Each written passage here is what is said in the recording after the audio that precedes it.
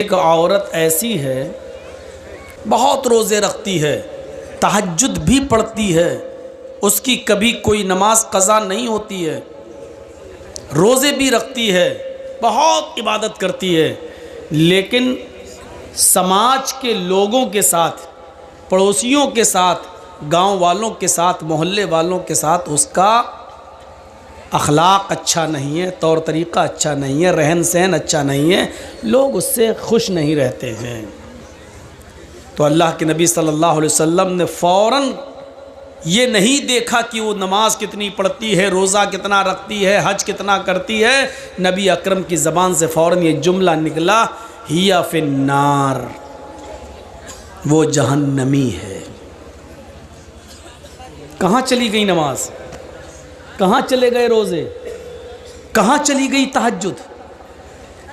पूछने वाला पूछ रहा है, अय अल्लाह के नबी बहुत इबादत करती है, बहुत रोज़े रखती है, बहुत नमाज़ें पढ़ती है, तहज्जुद भी नहीं छोड़ती है, लेकिन इबादत गुजार तो बहुत बड़ी है, लेकिन मोहल्ले के लोग, समाज के लोग उससे खुश नहीं रहते हैं, यानी उसका अखलाक अच्छा नहीं है, उसकी ज़बान अच्छी नहीं है, लोगों से गुफ्तगू वो अच्छी नहीं करती है।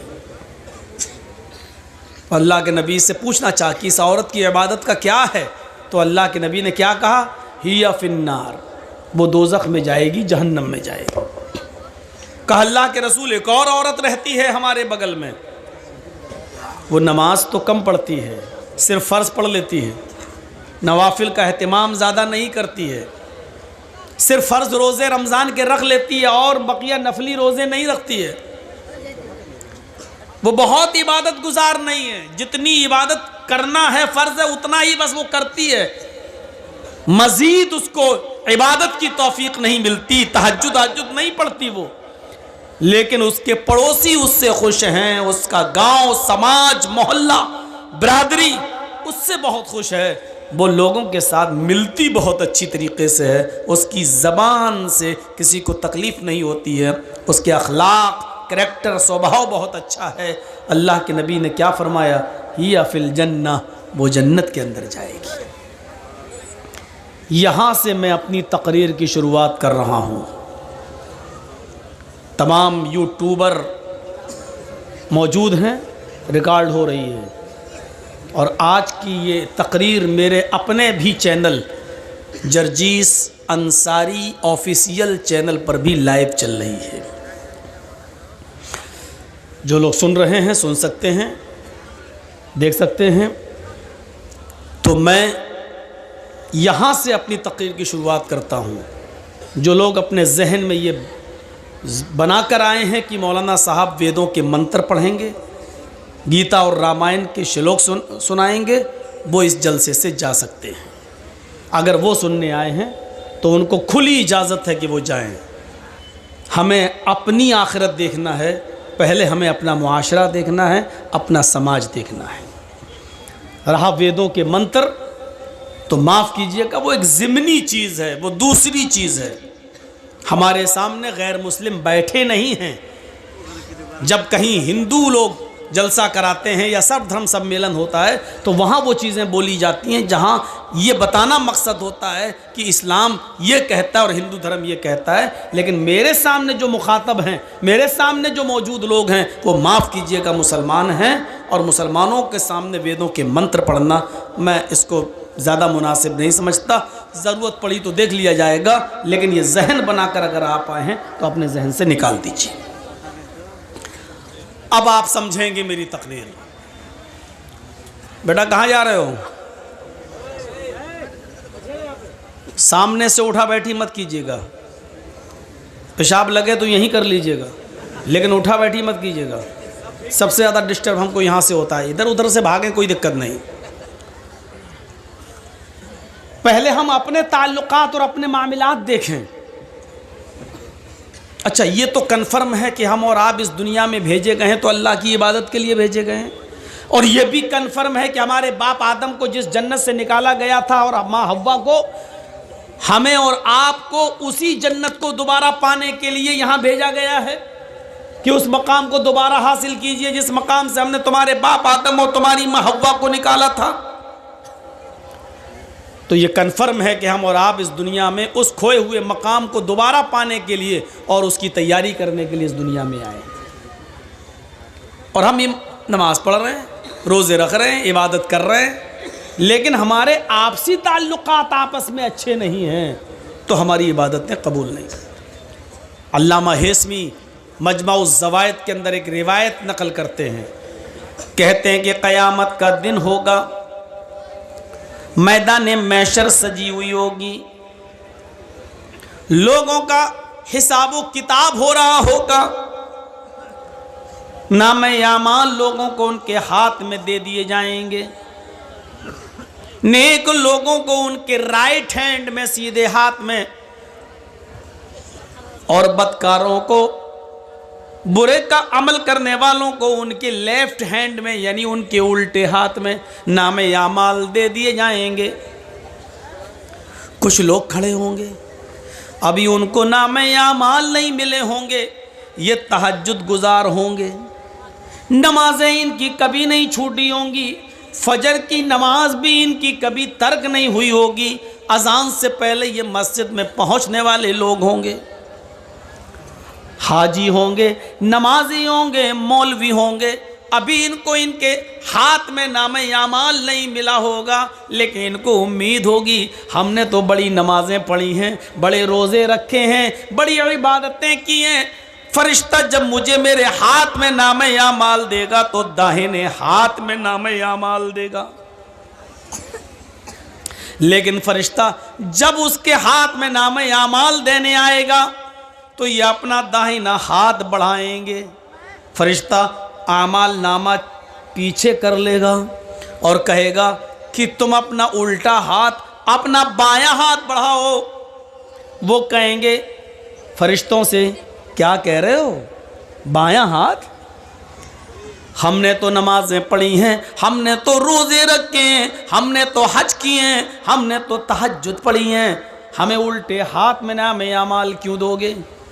फरिश्ता कहेगा मैं ये कुछ नहीं जानता, मेरे रब ने तुम्हें उल्टे हाथ में नाम-ए-आमाल देने का हुक्म मुझे दिया है, बढ़ाओ अपना बायां हाथ। ये नमाजी, ये रोज़दार, ये तहज्जुद गुजार, ये हाफिज, ये मौलवी, ये हाजी मजबूर होकर अपना बायां हाथ बढ़ाएगा और उसको उसके उल्टे हाथ में नाम-ए-आमाल दे दिया जाएगा।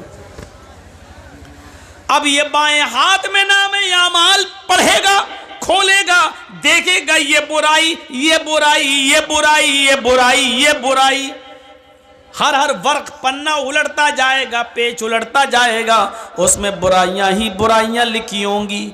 उसकी एक भी नमाज का जिक्र नहीं, एक भी रोज़े का जिक्र नहीं, एक भी हज का जिक्र नहीं, एक भी तहज्जुद का जिक्र नहीं। वो ये देखेगा, अपना नाम-ए-आमाल उठाकर बंद कर देगा, चीखेगा और चिल्लाएगा आईना हसनाती या रब्बल आलमीन,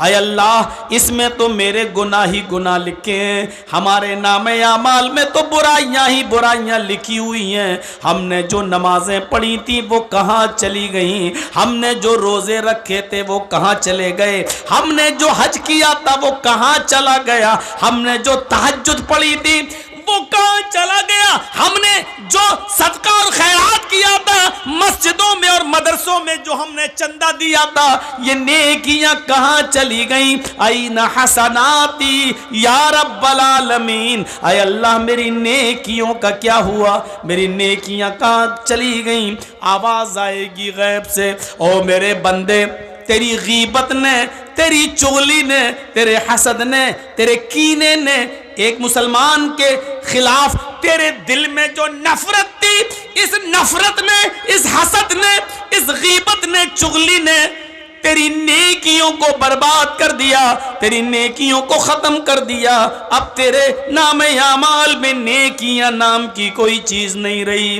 तू अपने मुसलमान भाई से जला करता था, हसद किया करता था, उसको परेशान किया करता था, उसके खिलाफ षड्यंत्र रचा करता था, पीठ के पीछे उसकी गीबत किया करता था।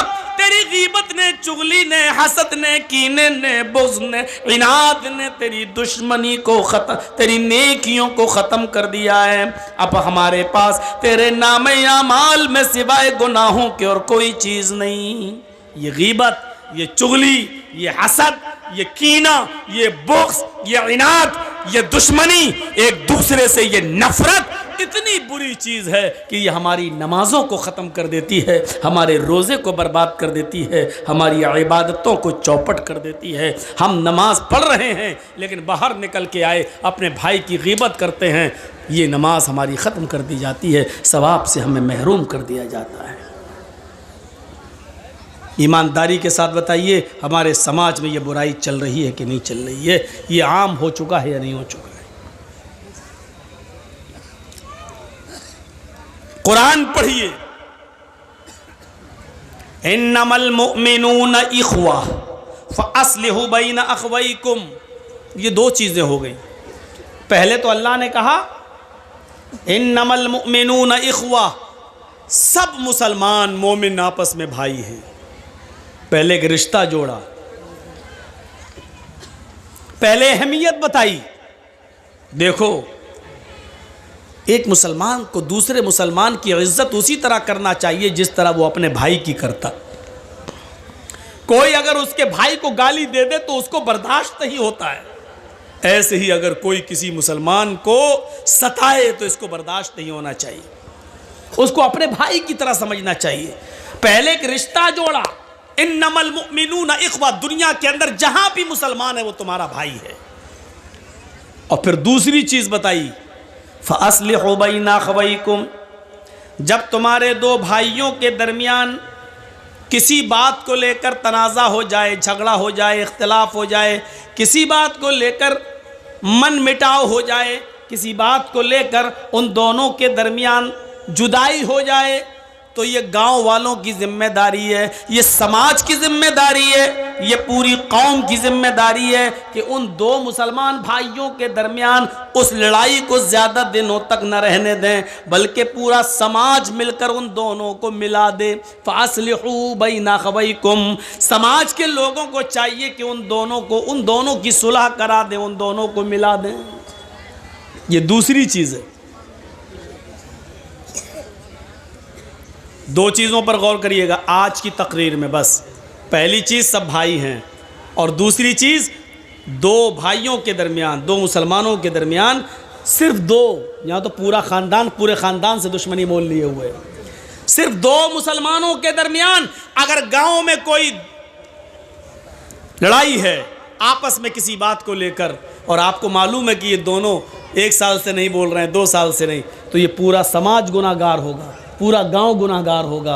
पूरे गांव की और पूरे समाज की जिम्मेदारी ये बनती है कि उन दोनों के दरमियान सुलह करा दें।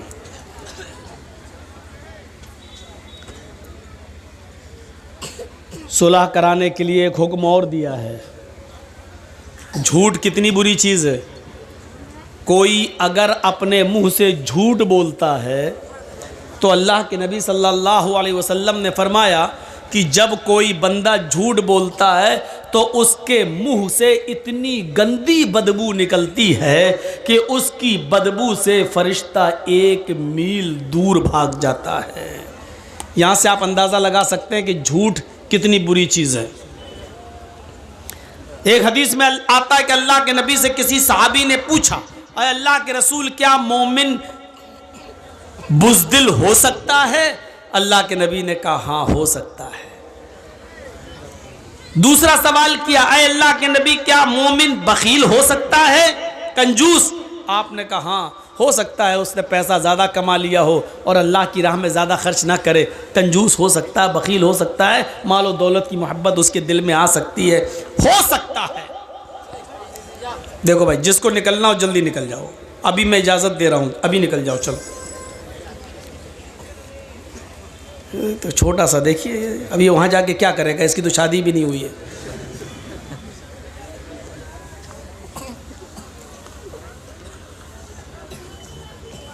देखो भूल गया ना मैं, यही डिस्टर्ब होता है मुझे। तो मैं अर्ज ये कर रहा था कि वो झूठ कितना बुरा है कि अल्लाह के नबी ने कहा कि हाँ मोमिन बखील भी हो सकता है, मालो दौलत की मोहब्बत उसको आ सकती है, बुज़दिल भी हो सकता है, बखील भी हो सकता है। फिर पूछने वाले ने पूछा, अय अल्लाह के रसूल, क्या मोमिन झूठा भी हो सकता है, क्या झूठ भी बोल सकता है? तो अल्लाह के रसूल ने क्लियर कर दिया, फरमाया वल्लाही अल मोमिन ला यकज़िब, अल्लाह की कसम झूठ बोलता हो वो मोमिन हो ही नहीं सकता। मोमिन और झूठ, मुसलमान और झूठ, ये दो अलग अलग चीजें हैं।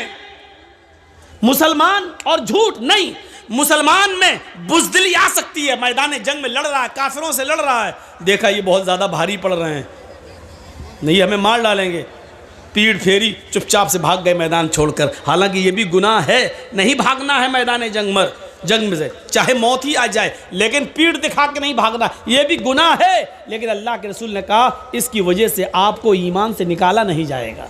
गुनाह है लेकिन मोमिन रहोगे, उसका गुनाह तुम्हें पड़ेगा।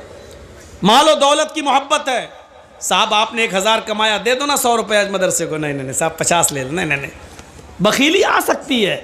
मालो दौलत की मोहब्बत आपको घर कर सकती है, लेकिन इसकी वजह से आपको ईमान से खारिज नहीं किया जा सकता है, आप मोमिन रहेंगे। लेकिन फिर पूछा क्या मोमिन झूठा भी हो सकता है? तो अल्लाह के रसूल चौंक गए और यक बैक बोले, बैक वक्त नहीं, मोमिन के अंदर झूठ की सिफत पैदा नहीं हो सकती, जो झूठ बोले वो मोमिन नहीं। लेकिन यहां अल्लाह के नबी क्या कह रहे हैं, अगर दो मुसलमान आपस में लड़ जाएं और उन दोनों में 3 दिन से ज्यादा नफरत भर जाए, 3 दिन से ज्यादा वो गुफ्तगू नहीं कर रहे हो, तो समाज मोहल्ले के लोगों को चाहिए कि उनमें सुलह कराई जाए। अगर सुलह कराने में मेहनत कर रहे हैं और सुलह नहीं हो रही है, ये लोग आपस में एक नहीं हो रहे हैं, 1000 कोशिशें करने के बावजूद भी दो मुसलमान भाई आपस में एक नहीं हो रहे हैं, लेकिन आपको मालूम है कि झूठ अगर बोला जाए तो ये एक हो जाएंगे।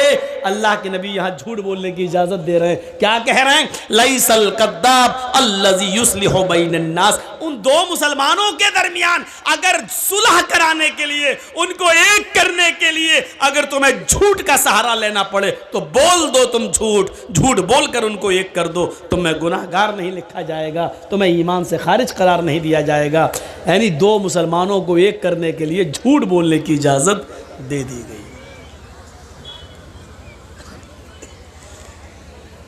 इसी तरीके से अगर किसी की बीवी नाराज हो और मन ना रही हो तो शौहर अपनी बीवी को मनाने के लिए भी झूठ बोल सकता है,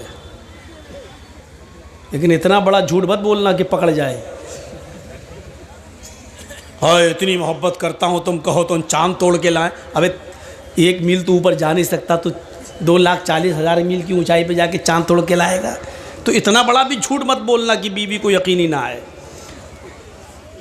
हल्का फुल्का झूठ जिससे वो मान जाए, शौहर बोल सकता है, इजाज़त है, इसके अलावा और कहीं नहीं।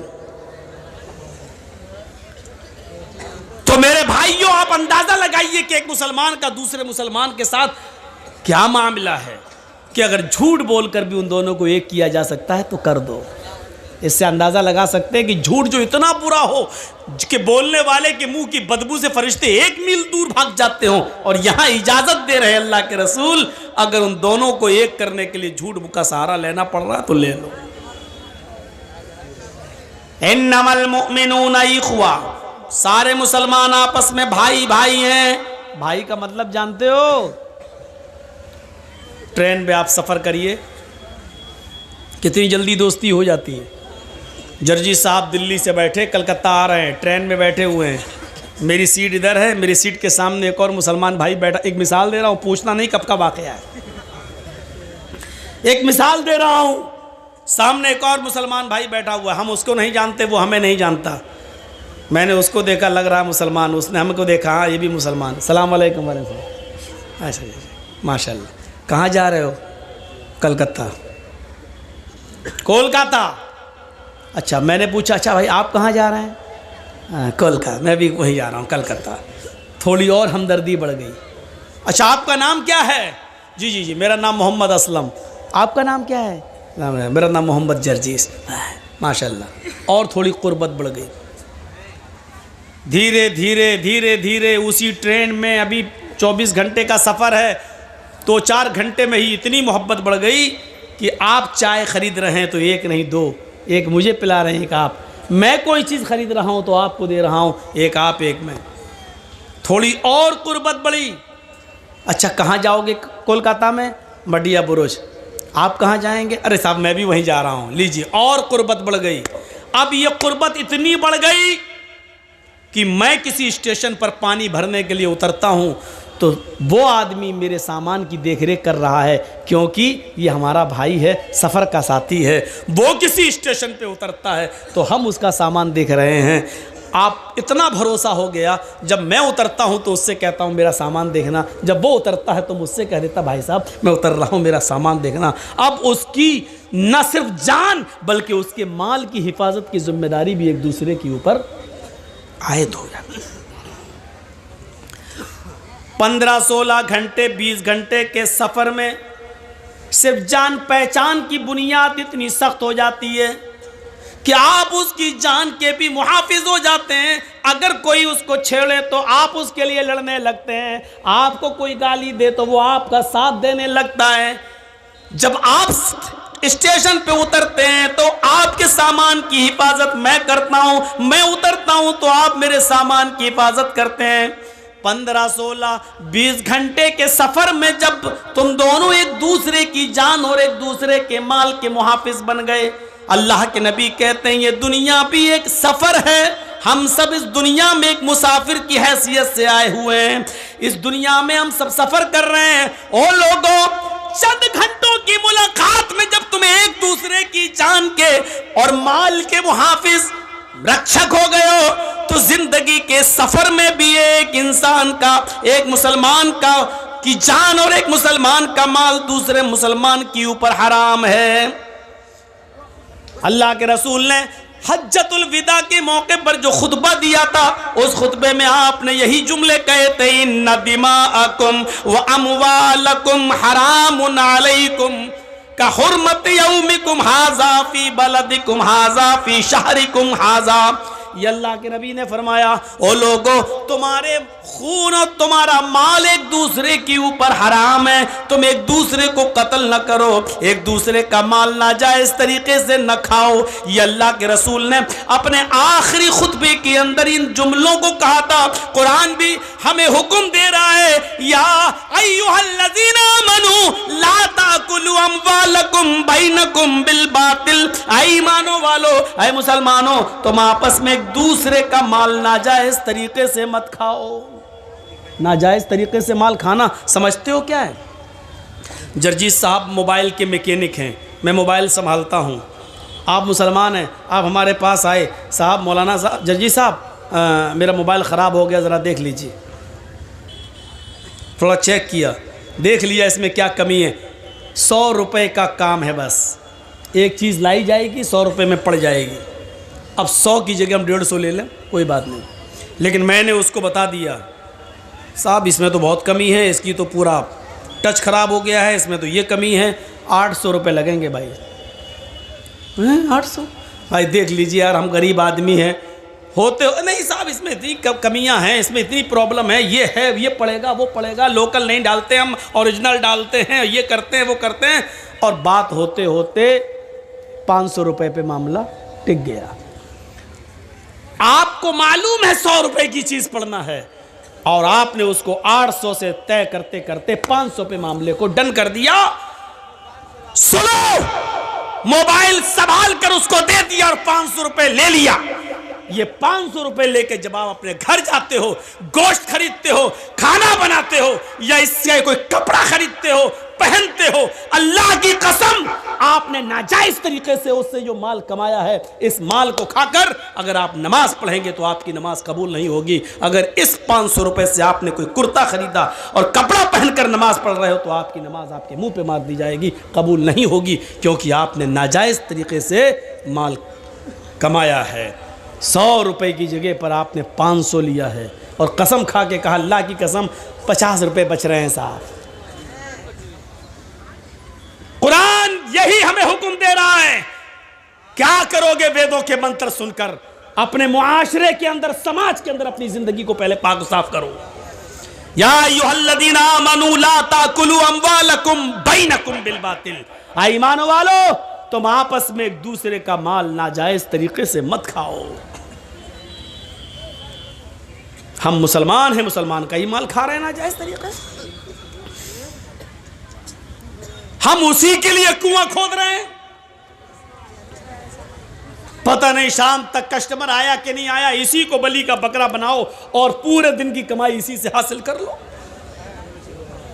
अब आप कहोगे मौलाना हमने तो तय कर लिया, चोरी थोड़ी की है, उसको बोल दिया 500 लगेंगे, उसने कह दिया ठीक है। हम लोगों ने तो तय किया है। हाँ आपने तय किया है, लेकिन आपने ये भी तो कहा कि 800 लगेंगे, इसमें ये पड़ेगा वो पड़ेगा। आपने उसको क्लियर क्यों नहीं किया? 100 रुपए की चीज आएगी लेकिन मैं 800 लूंगा, देना हो तो दो, आप क्लियर कीजिए।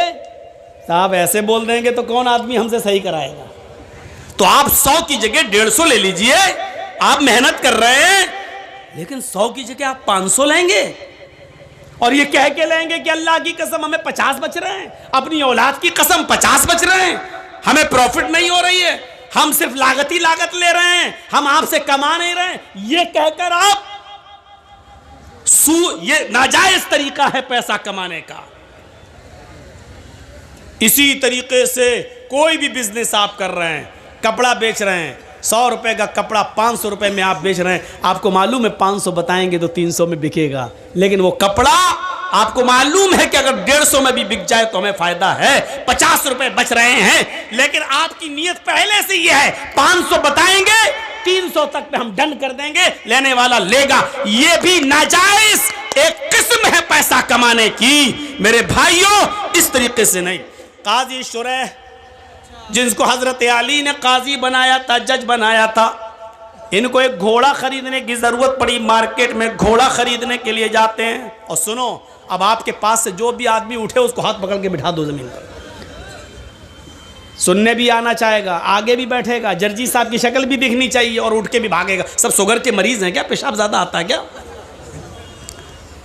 ये देखो ये देखो ये देखो, जितना समझाया उतना ही और।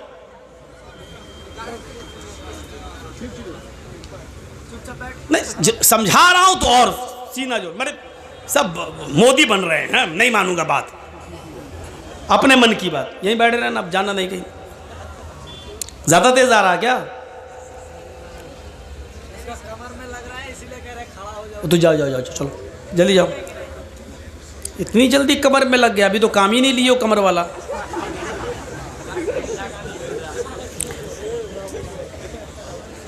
तो मेरे भाइयों सुनिए, यह भी एक किस्म है नाजायज माल की। काजी शुरैह ने एक घोड़ा खरीदना चाहा और घोड़ा खरीद रहे हैं तो घोड़े वाले से पूछा, घोड़ा बेच रहे हो? कहाँ, कितने का? उसने कहा 400 दिरहम का। काजी शुरैह ने कहा देखूं 400 का है या 300 का, ये तो चलाने के बाद पता चलेगा। क्या मैं तुम्हारे घोड़े को चला सकता हूं? थोड़ी देर के लिए मैं ट्राई कर सकता हूं? काजी शुरैह, घोड़ा बेचने वाले ने कह दिया ले लो। ये हमदर्दी हमारे अंदर भी आनी चाहिए, यही इस्लाम है। काजी शुरैह उस घोड़े पर बैठे और उसकी लगाम पकड़ी और चला कर देखा और फिर लौट कर आए, एक चक्कर लगाकर कहने लगे घोड़े वाले, सच बताओ कि ये घोड़ा तुम कितने का दे रहे हो? उसने कहा 400 दिरहम का। नहीं, तुम्हारा घोड़ा तो 400 से भी ऊपर का है। मैंने इस घोड़े की रफ्तार से अंदाज़ा लगाया है, शायद तुम किसी मजबूरी में तुम बेच रहे हो।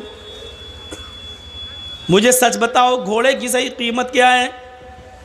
कहा नहीं, मैं तो 400 दिरहम मुझे मिल जाए, मुझे जो ज़रूरत है उतना ही मैंने बता दिया। काजी शुरैह ने कहा कि नहीं, तुम्हारा घोड़ा 500 दिरहम का है। घोड़ा बेचने वाले ने कहा इधर सुनिए, इधर देखिए, यतीमों की और गरीबों की और मजबूरों की जमीन कम पैसों में खरीदने वालों, जानते हो कि 2 लाख रुपए की उसकी जमीन है, लेकिन उसकी मां बीमार है, उसकी बेटी बीमार है, उसको जमीन बेचकर अपनी बेटी का इलाज कराना है, इसलिए मजबूरी में वो 1.5 लाख की देगा। और हम इंतजार कर रहे हैं कि वो अपनी बेटी का या अपनी बीवी का इलाज या अपने बच्चे का इलाज कराएगा तो 2 लाख की जमीन 1.5 में भी बेचेगा। खरीद लेंगे, जबकि हमें मालूम है कि उसकी ज़मीन 2 लाख की है, कीमत उसकी सही है, लेकिन मजबूरी में वो 1.5 लाख के बेच रहा है और हम 1.5 लाख की उसकी ज़मीन ले रहे हैं। ये भी पैसे की एक हराम किस्म है जो तुम चाहे उसने अपनी मर्जी से क्यों न दी हो, लेकिन तुम्हें मालूम है कि उसने मजबूरी से दी है। तो आपकी ये 1.5 लाख रुपए की ली हुई 50,000 का जो चूना लगाया आपने, ये हराम कमाई होगी और इसने पूरी कीमत को हराम कर दिया है और तुम एक मजबूर की मजबूरी का फायदा उठा रहे हो। ये माफ किए जाने लायक जुर्म नहीं है। सुनो, काजी शुरैह कहते हैं तुम्हारा घोड़ा तो 500 दिरहम का है, तुम 400 क्यों मांग रहे हो? उसने कहा सुनो, 400 दिरहम की मुझे ज़रूरत है, मैंने कीमत 400 मांगी है, अगर आप 500 देना चाहें तो यह आपकी मर्जी, वरना मेरी तरफ से सिर्फ 400 फिक्स है। यही कहेगा बेचने वाला। साहब आपको अच्छा लग रहा है और 500 देना चाहते तो दे दीजिए, लेकिन हमारी तरफ से 400 है। काजी शुरैह कहते हैं मैं एक और चक्कर लगाता हूँ। उन्होंने एक और चक्कर लगा कर देखा और देखकर फिर लौट कर आते हैं और कहते हैं घोड़े वाले, तुम अपनी मजबूरी नहीं बताना चाहते हो, मत बताओ, लेकिन मैंने दोबारा तुम्हारे घोड़े को चला कर देखा तो मैं यकीन के साथ कह सकता हूं तुम्हारा घोड़ा 500 से भी ऊपर का है, ये 600 दिरहम के लायक है। घोड़ा बेचने वाला फिर कहता है काजी साहब मेरी तरफ से 400 दिरहम है, अगर आप 600 दे दें 500 दे दें तो यह आपकी मर्जी है, लेकिन मेरी तरफ से 400 दिरहम उसकी कीमत है। काजी शुरैह कहते हैं रुको, एक और चक्कर लगाया और आकर कहते हैं कि तुम्हारे घोड़े में कोई कमी नहीं है, ये घोड़े की कीमत तो 700 दिरहम भी तुम बताओ तो मुनासिब है। उसने कहा 400 मेरी तरफ से, ऊपर आप अगर जो दे देंगे वो बखुशी मैं कबूल कर लूँगा। काजी शुरैह एक और चक्कर लगाते हैं और चक्कर लगाने के बाद आते हैं और अपने पॉकेट से 800 दिरहम निकाल कर देते हैं और कहते हैं तुम्हारा घोड़ा 800 के लायक है, ये पकड़िए कीमत। अब तुम किसी मजबूरी में अगर 400 का बेच रहे हो तो ये तुम्हारी मजबूरी हो सकती है, लेकिन मैं तुम्हारी मजबूरी का नाजायज़ फ़ायदा नहीं उठाऊंगा। मैंने जो मुनासिब समझा और तुम्हारे घोड़े की जो कीमत होती है वो मैंने अपने हिसाब से बिल्कुल जायज़ दी है। ये 800 दिरहम के लायक तुम्हारा घोड़ा है। काजी शुरैह ने 800 दे दिए,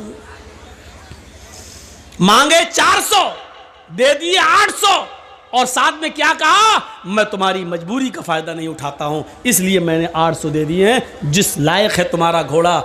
आए बबुला बोना के लोगों, अहमदाबाद वालों, कटियार के लोगों, कभी तुमने किसी मजबूर की मजबूरी को समझते हुए कभी 2 लाख की ज़मीन को 2.25 लाख भी देने की कोशिश की है? कभी किसी गरीब की 2 लाख की ज़मीन को 2.5 लाख में भी खरीदा है, ये सोचकर कि चलो वो अपनी बेटी का इलाज करा लेगा, चलो उसकी माँ को कैंसर है वो अपनी माँ का इलाज करा लेगा, हमारी ज़मीन पड़ी रहेगी, 2 की जगह 2.5 में हम बेच ले रहे हैं, 2-3 साल में उसकी कीमत बढ़ जाएगी, हम तो फिर कमा लेंगे। क्या कभी हमने किसी मजबूर की मजबूरी का फायदा को देखते हुए उसकी 2 लाख की ज़मीन को 2.5 लाख में लेने की कोशिश की है? नहीं, 2 की ज़मीन को 1.5 में तो लेने वाले इस महफिल में भी हज़ारों मिल जाएंगे, सैकड़ों मिल जाएंगे, बहुत मिल जाएंगे, लेकिन 2 लाख की ज़मीन को 2.5 लाख में लेने वाला एक भी नहीं मिलेगा। अगर उठवाया जाए तो एक भी नहीं मिलेगा। मेरे भाइयों, इस्लाम ये कहता है किसी की मजबूरी का नाजायज़ फ़ायदा न उठाओ। ये एक मुसलमान का दूसरे मुसलमान के साथ यह हमदर्दी होनी चाहिए। चोरी, डकैती, ये सारी चीजें हराम माल की किस्म है। इसी तरीके से किसी मुसलमान को सूद पर रुपया देना, साहब तुम्हें मजबूरी, हाँ 1 लाख रुपए दे दो, मेरी बेटी की शादी है, हम 1 साल में लौटा देंगे। 1 साल में लौटाओगे तो 1,25,000 लूँगा। का ठीक है दूंगा। 1,10,000 दूँ, ठीक है दूंगा। ये भी हराम माल की एक किस्म है। किसी को हम मदद तो कर रहे हैं, कर्ज तो दे रहे हैं, लेकिन शर्त ये लगा रहे हैं कि 1 लाख रुपए की जगह पर हम 1 साल के बाद तुमसे 1,40,000 लेंगे, 1,20,000 लेंगे, बढ़ के लेंगे, क्योंकि हमारा पैसा जा रहा है। अगर हमारे पास होता तो 1 साल में हम कितना कमाते, लिहाजा हम 20,000 तुमसे ज़्यादा लेंगे। और आपकी मजबूरी है, आपने ले लिया और उसने 1 लाख की जगह 1,20,000 तय कर दिया। जानते हो ये ज़्यादा रकम क्या क्या कहलाती है? सूद। या अय्युहल्लज़ीना आमनू ला ताकुलुर रिबा ज़आफ़न मुज़ाफ़तन, ऐ मुसलमानों तुम सूद ब्याज को दुगना और चौगुना करके मत खाओ। सुनिए, जिसने 1 लाख रुपया दिया, बदले में 5 महीने 6 महीने के बाद 1 साल के बाद 1,10,000 1,20,000 लिया, उसने कितना बड़ा जुर्म किया है। इस्लाम की नजरिए से देखना चाहते हो तो सुनो, अल्लाह के नबी फरमाते हैं अर्रिबा सबऊना हुबन, अर्रिबा सबऊना हुबन व ऐसरुहा अयन की हर्रजुलु उम्महू। 1 लाख देकर 1,10,000 लेने वालों सुनो, 1 लाख देकर 1,20,000 लेने वालों सुनो, अपने मुसलमान भाई का नाजायज फायदा उठाने वालों सुनो। अल्लाह के नबी फरमाते हैं, मोहम्मद रसूलुल्लाह फरमाते हैं, जिसने 1 देकर 1,20,000 लिया, 1 देकर 1,10,000 लिया, यह सूद है। और सूद के 70 दर्जे हैं, सबऊना हुबन, सूद के 70 दर्जे हैं। ये 70 दर्जों में जो तुमने 1 का 1/10 लिया है, कितना बड़ा जुर्म किया है। उसका सबसे हल्का जुर्म क्या है, सबसे हल्का दर्जा क्या है? ऐसरुहा अय्यन की हर्रजुल उम्महू, एक आदमी अपनी मां के साथ निकाह कर रहा है। एक मर्द, एक नौजवान अपनी मां के साथ निकाह कर ले, निकाह हो जाएगा। हदीस में निकाह का लफ्ज है अय्यन की हर्रजुल उम्महू, मर्द अपनी मां के साथ निकाह कर रहा है। कहने का मकसद क्या बता दूं, जरा सुनो सूद खाने वालों, सुनो निकाह का लफ्ज क्यों कहा है। अल्लाह के रसूल ने कहा जैसे कोई मर्द अपनी माँ के साथ निकाह कर रहे, निकाह होगा ही नहीं। माँ कितनी खूबसूरत हो, बेटा माँ के साथ निकाह पढ़ रहा है। मौलाना जर्जी साहब निकाह पढ़ा रहे हैं। अल्हम्दुलिल्लाह नहमदु व नस्तईनु व नस्तगफिरु या अय्युहल्लज़ीना आमनु तक़ुल्लाह हक़्क़ तुक़ातिही व ला तमूतुन्ना इल्ला व अंतुम मुस्लिमून या अय्युहन्नासु तक़ू रब्बकुमुल्लज़ी ख़लक़कुम मिन नफ़्सिन वाहिदा व ख़लक़ मिनहा ज़ौजहा व बत्थ मिनहुमा रिजालन कसीरन व निसाअ वत्तक़ुल्लाहल्लज़ी तसाअलूना बिही वल अरहाम इन्नल्लाह काना अलैकुम रक़ीबा या अय्युहल्लज़ीना आमनु तक़ुल्लाह व क़ूलू क़ौलन सदीदा युस्लिह लकुम अअमालकुम व यग़फ़िर लकुम ज़ुनूबकुम व मन युतिइल्लाह व रसूलहु फ़क़द फ़ाज़ फ़ौज़न अज़ीमा। ये निकाह में ये 3 आयतें पढ़ी जाती हैं 3 जगह से, हमने पढ़ दी और निकाह कर भी दिया माँ के साथ। लेकिन इन कुरान की आयतों के पढ़ने के बावजूद माँ बेटे पर हलाल नहीं होगी, यानी निकाह नहीं होगा। पूरा कुरान पढ़ दिया, उसके बाद निकाह पढ़ा दिया, फिर भी निकाह नहीं होगा। जिस तरीके से अल्लाह के नबी के बताने का मकसद क्या है, जिस तरीके से पूरा कुरान पढ़कर, बल्कि हजारों बार कुरान पढ़कर, लाखों मर्तबा कुरान पढ़कर भी अगर तुम निकाह करना चाहो मां के साथ, तब भी मां हलाल नहीं होगी। उसी तरीके से जितना मुश्किल एक लड़के के लिए उसकी मां का हलाल होना मुमकिन नहीं है, उसी तरीके से किसी मुसलमान के लिए, किसी मुसलमान की मजबूरी का फ़ायदा उठाकर उससे 10,000 रुपये ज़्यादा लेकर सूद खाना भी हलाल नहीं है। जिस तरह माँ हलाल नहीं हो सकती है, उसी तरीके से सूद भी हलाल नहीं हो सकता है, चाहे उस सूद पर 10 लाख मरतबा कुरान क्यों ना पढ़ लिया जाए। और दूसरा मकसद क्या है अल्लाह के रसूल के ये बताने का, सुनो बहुत सुन चुके हो वेदों के मंत्र। आज हमारी तकरीर और तकरीरों से हटकर है, आज हमारा प्रोग्राम और प्रोग्रामों से बिल्कुल हटकर है। आज हमारा टारगेट सिर्फ आप हैं, हम हैं, हमारा समाज है, हमारा मुआशरा है। क्या हुआ भैया, आपके भी कमर में दर्द हो रहा है?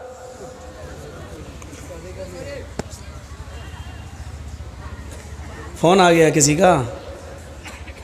रात में 2 बजे किसका फोन आ सकता है भाई? अब हंस रहे हैं। आज के इस जलसे में कितने लोग फ़ोन पे बात करके आए होंगे, आ रही हो, फलां दुकान पे फलां जगह मिलेंगे। क्योंकि आज के दिन लड़कियों को माँ बाप इजाज़त दे देते हैं, जा रही जलसे में, ठीक है जाओ, अच्छे काम के लिए जाए। तो बाप बेचारा खुश है जलसे में, जाके देखो, मुआयना करके देखो, ऐसा लगेगा जैसे एक कुतिया के पीछे 10-10 कुत्ते लगे होंगे। घूम के देखो, मुआयना करके देखो। ये मिसाल मैं हर जगह दे रहा हूँ, कल भी दी थी, परसों भी दी, आज भी दे रहा हूँ, और इसको कल भी दूंगा। जहाँ जहाँ देखूंगा हालात वहाँ दूंगा।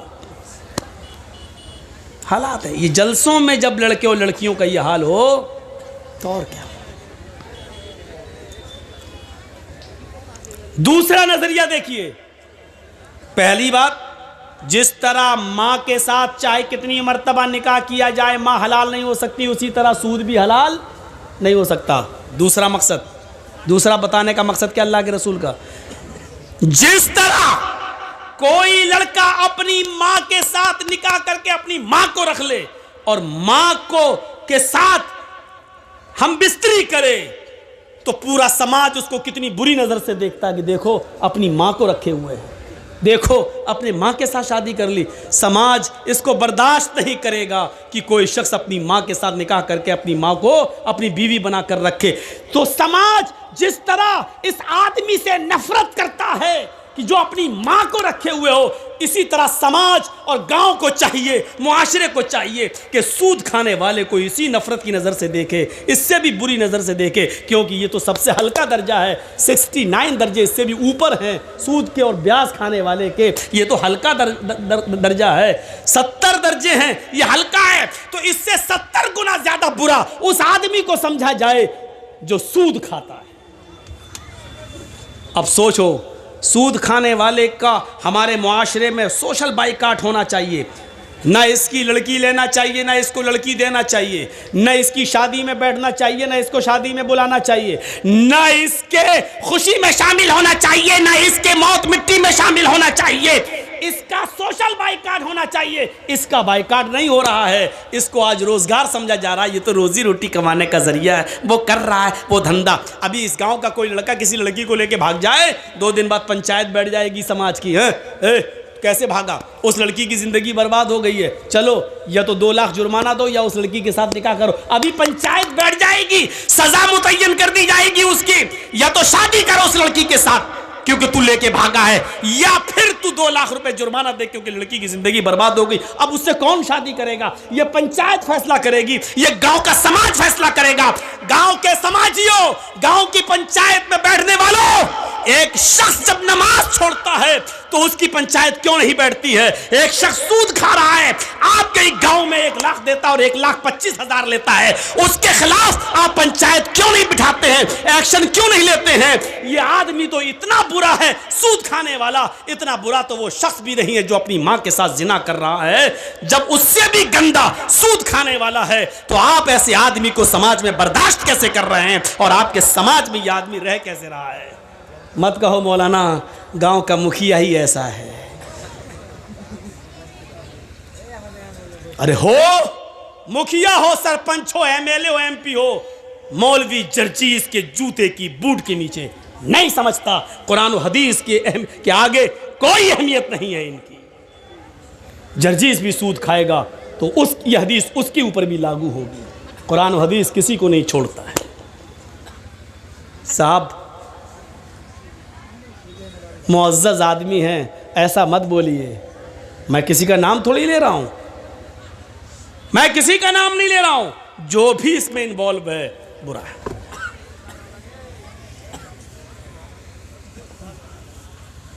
एक और हदीस सुना देता हूं। उसके बाद बात को आगे बढ़ाता हूँ। दिरहमु रिबा याकुलहु रजुलु व हुवा यअलम अशद्दु मिन सित्ततिन व सलासीन ज़नियतन, रवाहु तबरानी। यह हदीस इमाम तबरानी ने लाए हैं। इस हदीस को अल्लामा अलबानी ने सही करार दिया है, अपनी सिलसिलतुल अहादीस सहिया के अंदर इस हदीस को सही करार दिया है। सुनिए इस हदीस का तर्जुमा। आय हाय हाय, सुन लो, माथा पटको और सूद खाने वाले अपनी औकात देखें, कितना गिरा दिया है उनको अल्लाह के नबी ने। 25,000 तो बहुत हो गया, 1 लाख देकर 1,25,000 लेना, 1 लाख देकर 1,10,000 लेना, ये तो बहुत हो गया। या दिरहमु रिबा, भैया आगे वाले बोले नहीं, बात ना करें, आप जा सकते हैं, आपको इजाज़त दे रहा हूं मैं, लेकिन गुफ्तगू नहीं। सुनिए, मैंने पहले ही कह दिया, आज की तकरीर और तकरीरों से हटकर है, समाज के अंदर ये चीज़ आनी चाहिए। दिरहमु रिबा, 1 दिरहम खाना, दिरहमु रिबा, सूद का, ब्याज का 1 दिरहम, 1 रुपया मान लो। सऊदीया में दिरहम इस वक्त जो दुबई का दिरहम है वो 18-20 रुपए में चल रहा है। यही बहरैन के दिरहम का हाल है। सऊदी में तो रियाल चलता है, दिरहम तो है नहीं। तो जहाँ दिरहम चल रहा है 20 रुपए से ज़्यादा कीमत नहीं, चलो 20 रुपए मान लो। दिरहमु रिबा, 1 दिरहम जिसने खाया वह हुवा यअलम, और वो जानता है कि ये सूद है, यानी 100 रुपये दिए और 1 महीने के बाद कहा नहीं अब 120 दो, तो 1 दिरहम हो गया, 20 रुपये का 1 दिरहम मान लो। इसका ये मतलब नहीं कि 20 से नीचे वाला जायज़ है, 1 रुपया ही सूद का क्यों ना हो वो भी हराम है। और सुनिए, जिसने 1 दिरहम खाया जानता है कि ये सूद का है, खा लिया, जुर्म कितना बड़ा है मालूम है? अशद्दु मिन सित्ततिन व सलासीन ज़नियतन, सित्ता 6, सलासीन 30, 6 और 30 जोड़िए, 6 + 6 + 30 कितना हुआ? 36 ज़नियतन, जिना, गोया कि उसने 36 मरतबा जिना किया। 1 रुपया जिसने सूद का खाया जानते हुए कि ये सूद है, ये 1 दिरहम 36 मरतबा जिना से भी ज़्यादा सख्त है। 36 मरतबा जिना करना आसान है, लेकिन सूद का 1 दिरहम 36 मरतबा जिना करने से भी संगीन जुर्म है। क्या रह गया? समाज में कोई लड़का किसी लड़की के साथ 1 बार जिना कर ले और पकड़ा जाए तो समाज में नाक कट जाती है, वो लड़की बैठी रहती है, कहीं उसका निकाह नहीं होता है, अरे वो फलां के साथ, अरे गलत काम हो चुका है। सोचो 36 मरतबा, और इसको भी कहा कि ये आसान है, सूद का 1 रुपया 36 मरतबा भी जिना से ज़्यादा सख्त है। क्या गुजर रही होगी आज की मेरी तकरीर उन लोगों के ऊपर जो सूद खाते हैं, अल्लाह की कसम एक एक लफ्ज़ उनके ऊपर हथौड़ा बन के बरस रहा होगा।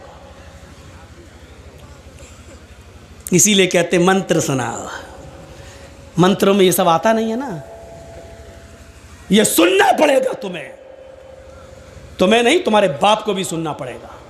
जब तक मैं इस कुर्सी पर हूँ सुनना पड़ेगा, बाद में हमें सुना देना जितनी गालियाँ देना हो, क्योंकि ये पावर मुझे मुहम्मदुर रसूलुल्लाह की तरफ से मिला है।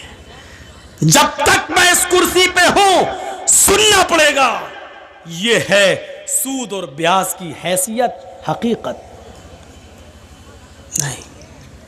अब आपका एक सवाल होगा कि मौलाना साहब बैंकों में हम जो पैसा रखते हैं, आप सोचिए, एक और मसला हल कर दूं, जो लोग बैंक में नौकरी करते हैं,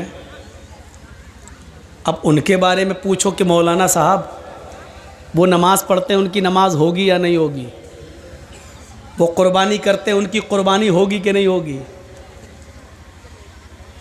क्लियर कर दूं, नहीं होगी। क्यों?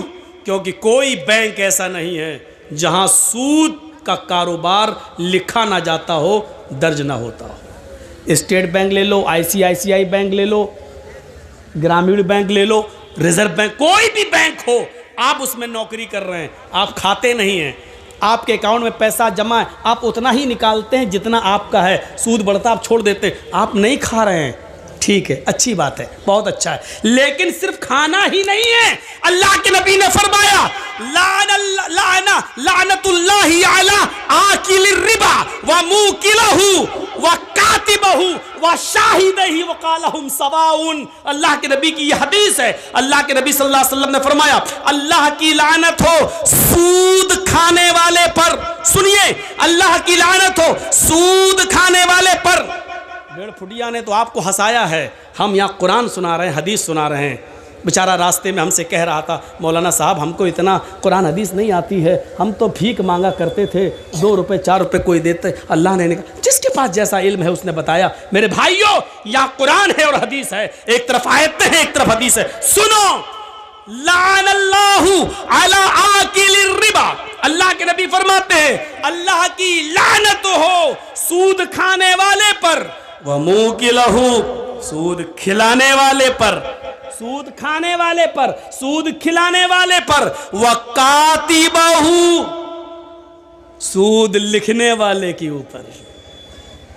जर्जी साहब सूद खाते नहीं हैं, किसी को 1 लाख दे के 10 भी नहीं ले रहे हैं। बैंक में मेरा भी पैसा 1 लाख जमा है, 1 साल के बाद निकाल रहे हैं तो 1 ही लाख निकाल रहे हैं, जो बढ़ गया ब्याज वो हम नहीं ले रहे हैं। नहीं साहब, ब्याज हम नहीं खाएंगे, लेकिन हम बैंक में नौकरी कर रहे हैं। आपका 1 लाख का 1,03,000 हो गया, हम लिख तो रहे हैं, हम चढ़ा तो रहे हैं कि 1,03,000, आपका बढ़ गया, लिख तो रहे हैं हम 1,03,000। ये लिखने पर भी लानत। और क्या कहा, वह शाहिदही, गवाही देने वाला, सूद लेने वाले की भी गवाही, सूद देने वाले, हाँ मेरे सामने इसने दिया था, हाँ मेरे सामने इसने लिया था, इन दोनों गवाहों पर भी लानत। और क्या कहा अल्लाह के रसूल ने, वक़ालहुम सवाउन, ये सब बराबर हैं, खाओ या ना खाओ, लिख रहे हो खाने वाले के बराबर हो, उस पर भी लानत। अब ये बताइए कि आप बैंक से अपना ही 1 लाख रुपए निकाल के लाए हो, 10,000 का बकरा लेके कुर्बानी कर रहे हो, लेकिन सूदी कारोबार लिखते तो हो, काम है,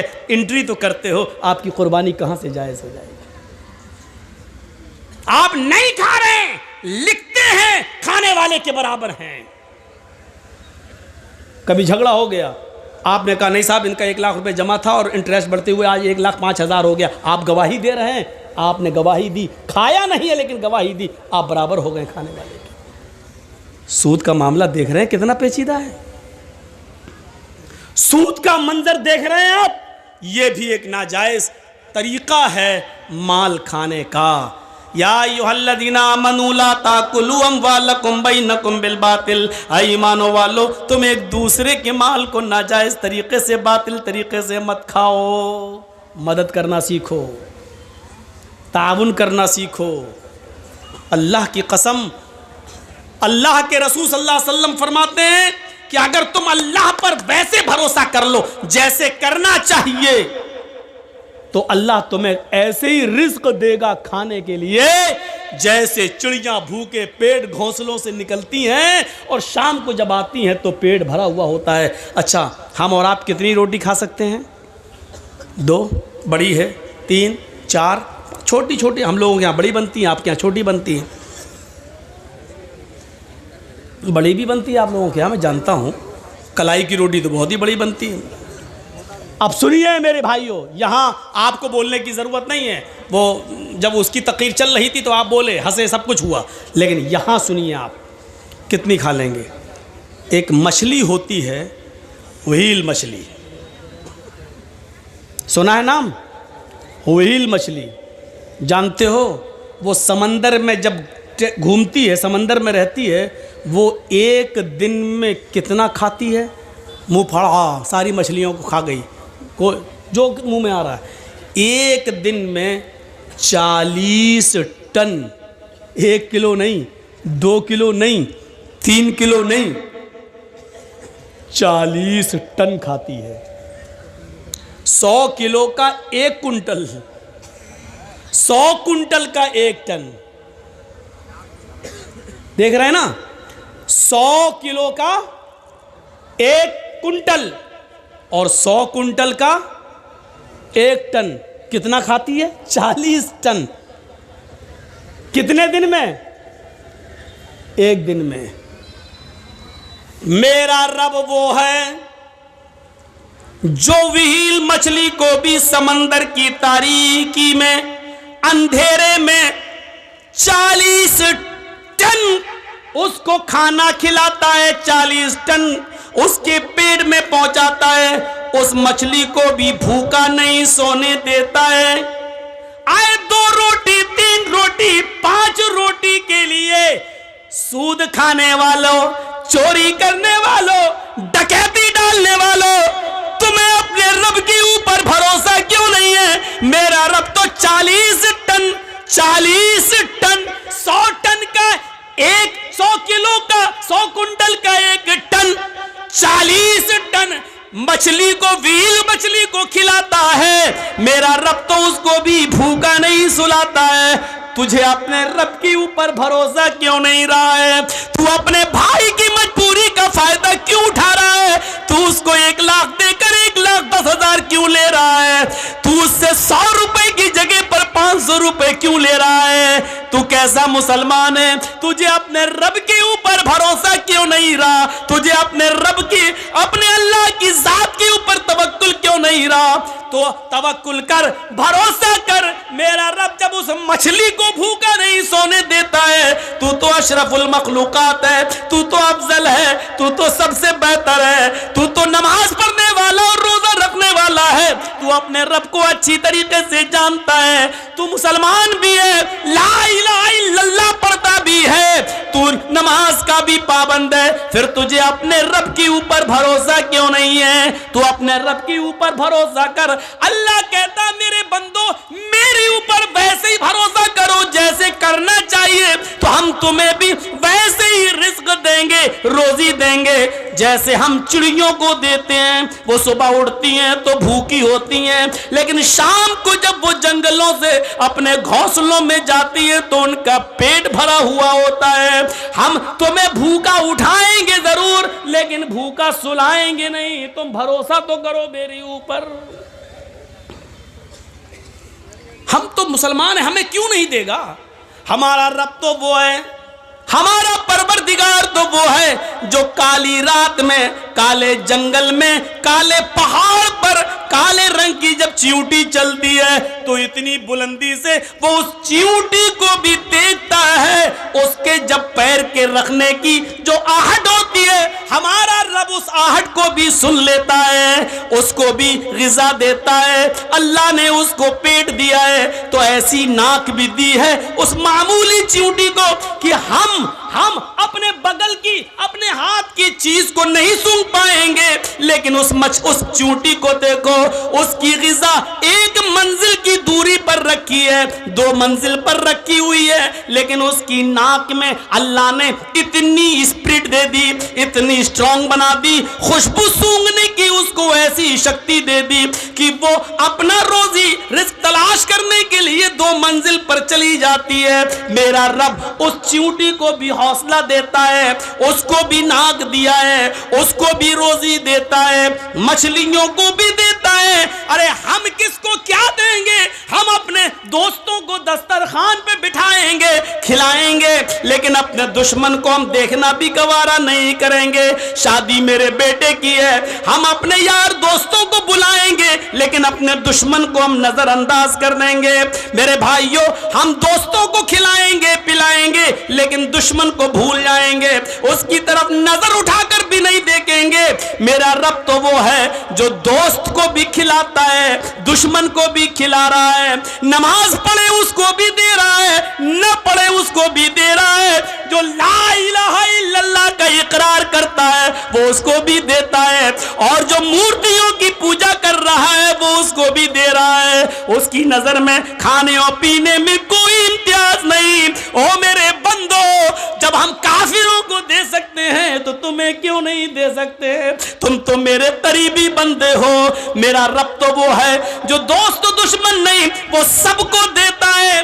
90 साल के एक बूढ़े को इब्राहिम अलैहिस्सलाम ने दस्तरखान से उठा दिया था, ये कहकर कि तू आग का नाम लेकर खा रहा है, रख, अल्लाह का नाम ले। उसने कहा नहीं लेंगे, आग ही मेरा रब है, भगा दिया उसको। जिब्रील आ गए, अरे इब्राहिम तुमने आज उस बूढ़े को बुलाया और खाना भी नहीं खिलाया, भगा दिया, जाओ उसको पकड़ के लाओ और खिलाओ।